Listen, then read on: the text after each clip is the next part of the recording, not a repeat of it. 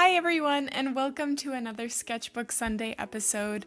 I am really excited about today's tutorial because this is my first time experimenting with water and I really enjoyed the process, so I'm going to be showing you two different ways of painting ocean water waves. So for the first way of painting these ocean waves, you're just going to take blue watercolor and create these really blotchy shapes all over your piece of paper, and they don't have to be perfect. The only thing you want to make sure to do is to leave varying widths of white space between each blob that you paint, and as long as some of them end in sort of a pointy end, that will help create that ocean effect. But later we're going to be going over that white space with acrylic paint or white ink if you have it. So it's not really important that you keep it absolutely perfect, because you can always fix it later with some white acrylic paint. So here I was just following a random Google image that I looked up on Google of an actual bird's eye view shot of the ocean. So you can do the same, or you can follow the shapes that I'm using here. But the other thing you want to make sure to do is to use varying shades of blue, or I suppose varying amounts of pigment on your brush, because, ocean water is not just one shade of blue. It has light reflecting off of it, which results in an individual perceiving the blues as different shades or colors. So if you want, you can maybe go over it once with one color, and then once your first layer is done, you can go over it again with different shades of blue or different darknesses of blue. So that's exactly what I'm going to be doing now. I'm just taking some blue mixed with black in some cases, like I did here, and I'm just going over some of the blobs, some of the shapes with just darker shades of blue to intensify the contrast between the blobs. Or you can even use different colors of blue.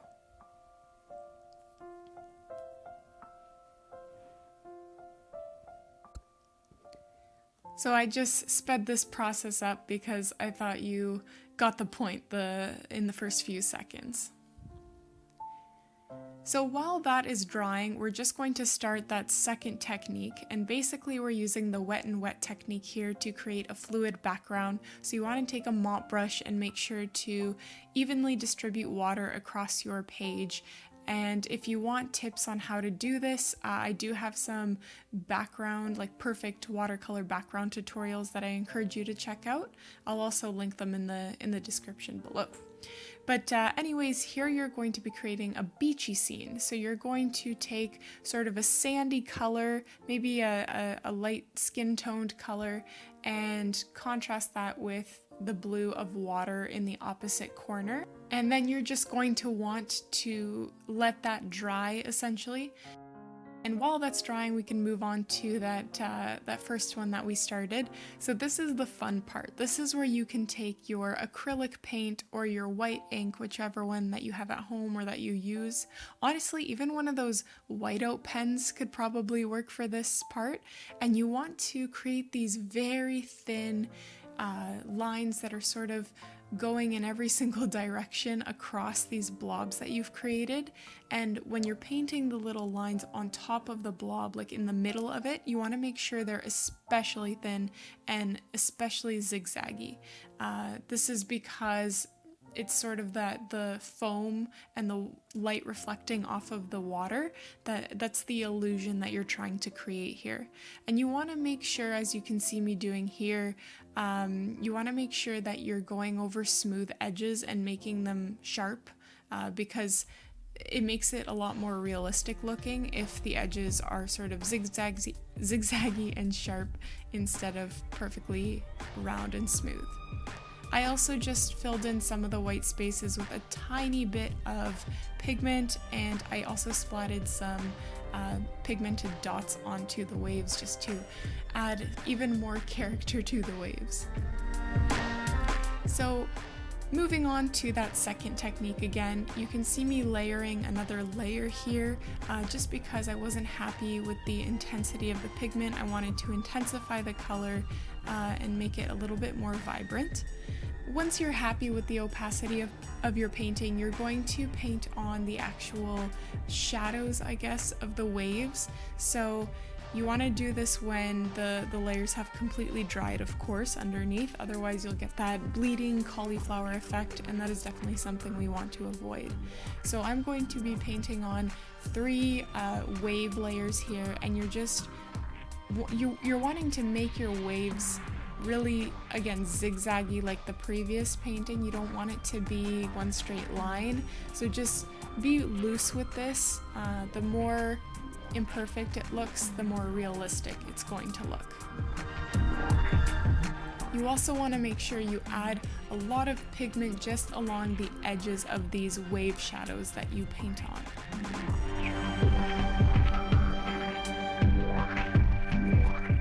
Once that layer has completely dried, again, this is my favorite part of the painting, you're going to take your white ink or your white acrylic paint and paint on those tiny foamy details that we usually see in waves.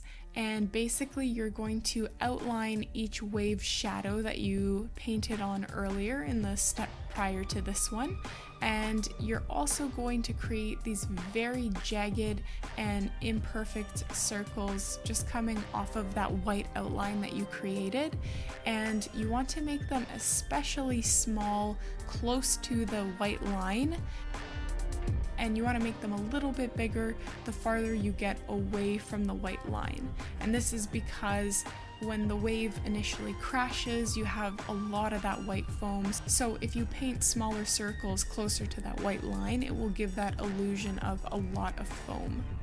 And you also want to add some random lines sort of above the circles that you paint, but I'll explain that a little bit better in this particular wave. So here you can just see me doing the exact same thing as the previous wave. We're just outlining the wave shadow that we created with white acrylic paint. And shortly I will be basically repeating that exact same process. I'm just going to be painting those super rough, jagged, imperfect circles super close to that outline that we created, and then painting even larger irregular circles the farther that we get from that outline.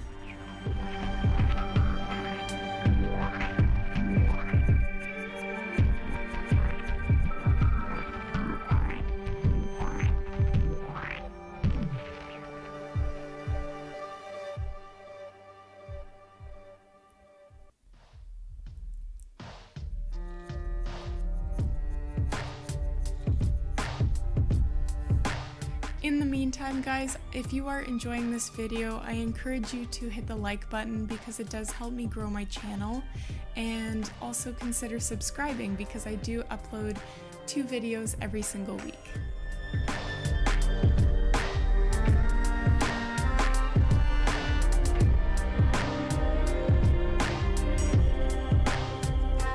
So here you can see me creating even larger circles. Some of them aren't even complete, like completely, like the outline around the circle isn't complete. And this is because I'm getting farther and farther away from that line, so that foam has had a chance to disperse. So I'm even creating just some random lines coming from the circles without actually completing them.